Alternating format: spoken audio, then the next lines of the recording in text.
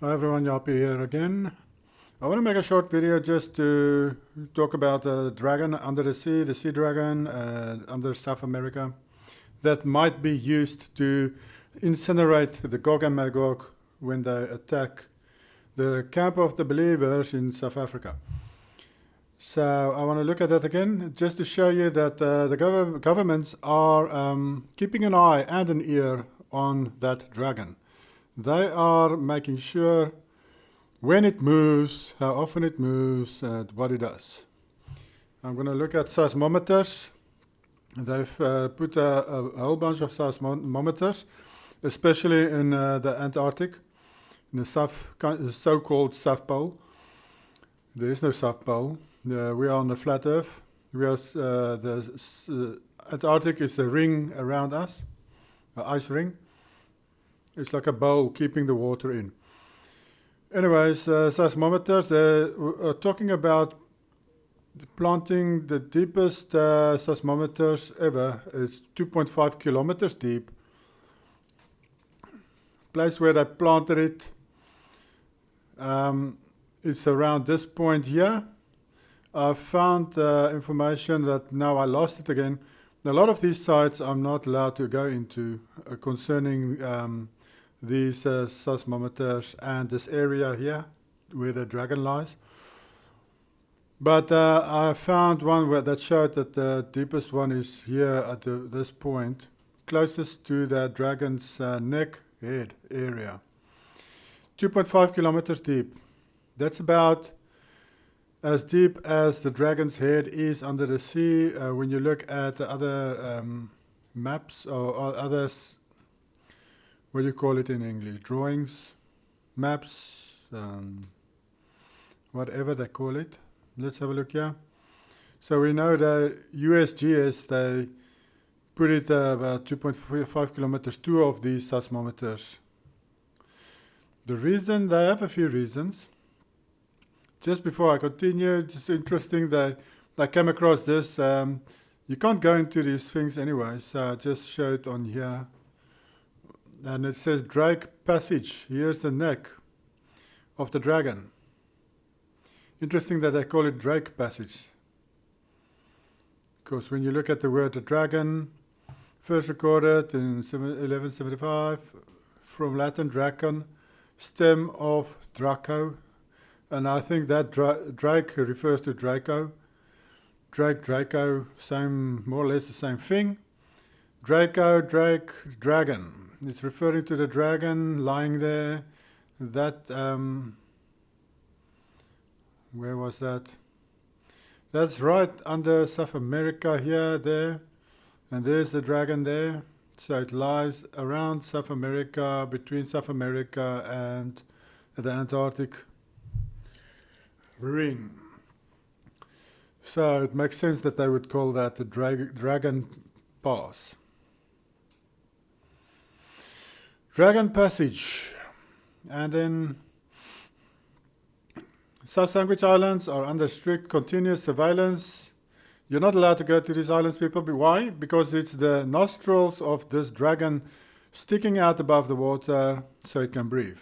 It's in stasis, it's sleeping, or maybe it's sleeping, I don't know. But I think they call it stasis in English.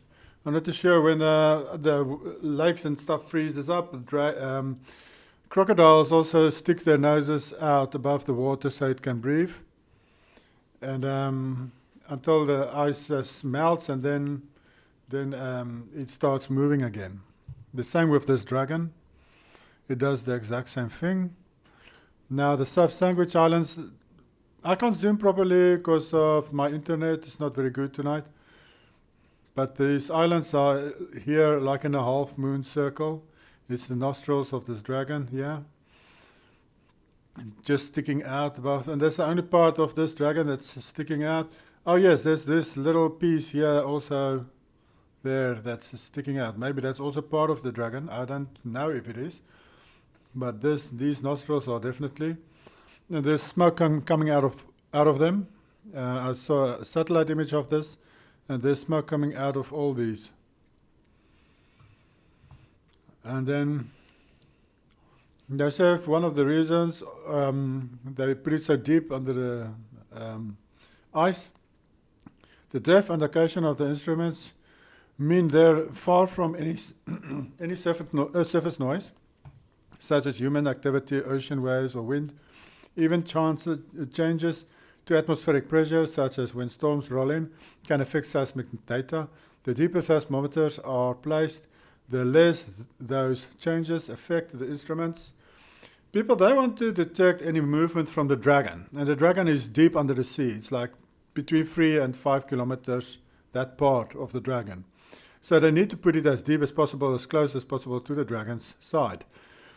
So it's not really about the waves and all these other things that can affect it. Although it only shows to me that they want to only focus on the Dragon itself and not on these other environmental things. And another reason they put it so deep. But the Dragon,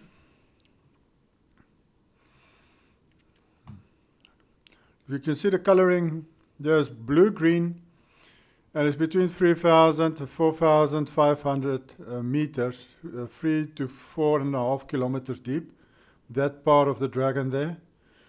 Now, as you can see, the red, orange, and this is closest to the surface.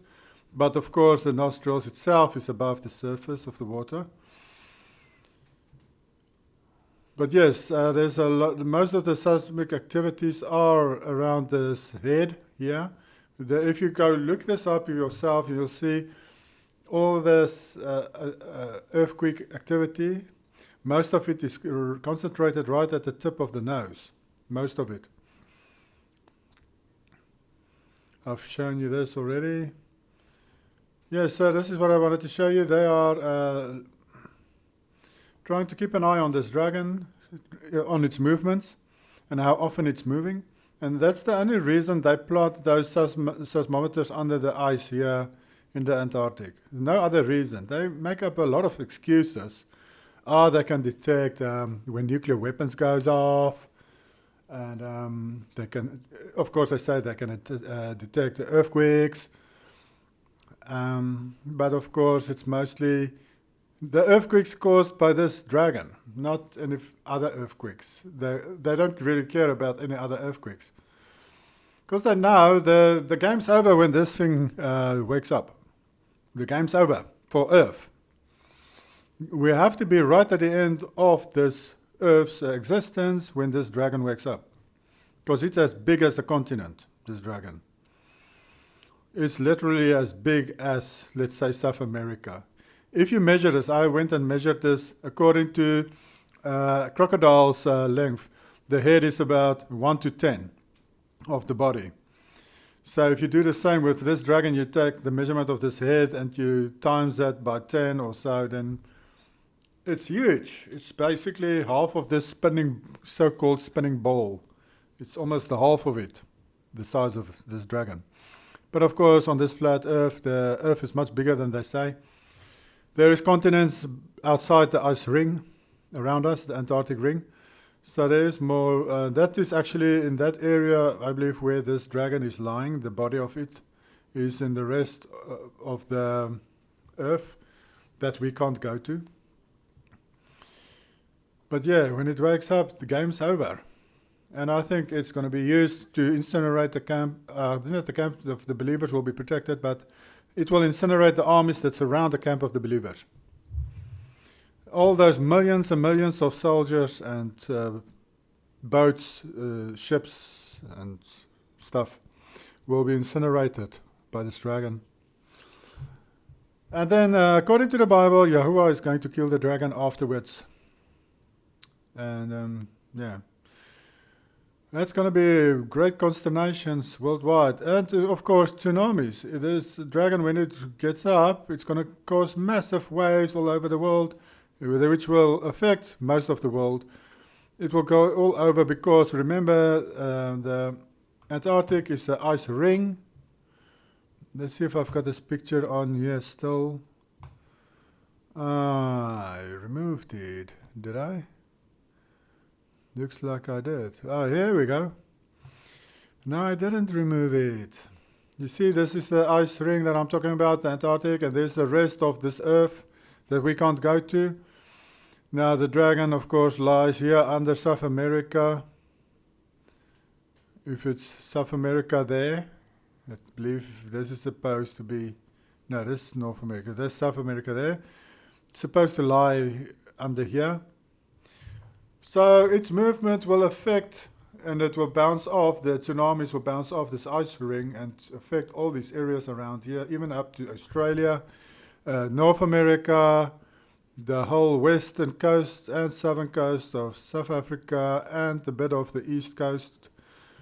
It will definitely affect South America because it's going to be right next to it. And like I said, it's also going to affect North America. But yeah, it's going to be a big issues for these countries when that happens. But Yahweh is going to protect the people that's gathered here in South Africa. He is going to protect them.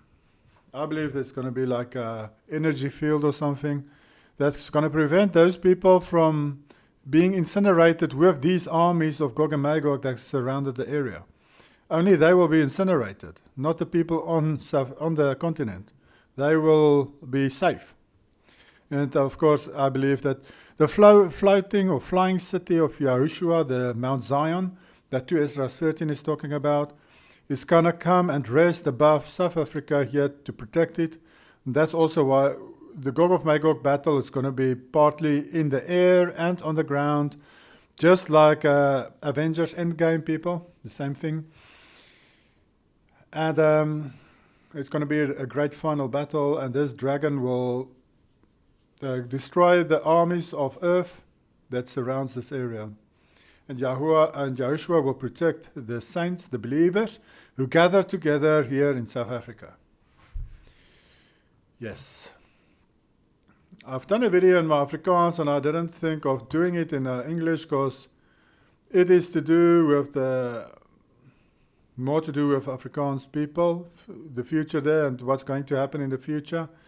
It's a prophecy of South Africa from a New Zealander who saw a vision of the territories they will have after Yahuwah gives the country back to the right people in the future.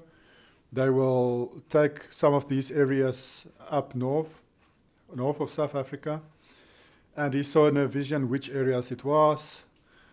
If any of you want to hear about it or let me talk about it, just mention it in the comments. Maybe I'll then do a video in English. Like I said, it's more maybe for the South Africans to do with them, because they've known this for more than 100 years. Because we had a prophet there in South Africa that prophesied these things more than 100 years ago. This guy is basically just saying the same thing. He also saw the same thing. The prophet of the South Africa, Nicholas van Rensburg, he actually said up to the equator. They're going to take the areas up to the equator. Now this guy in his vision saw a bit lower than the equator. But anyways, if you guys are interested, I'll play that part of that prophecy, and then I'll also talk about it. And show in the prophecy, or like I think Isaiah 54, what the guy says is accurate. It's the same thing in the Bible. So this is what I wanted to show you about this dragon. And that they placed seismometers here to detect its movement. Yes.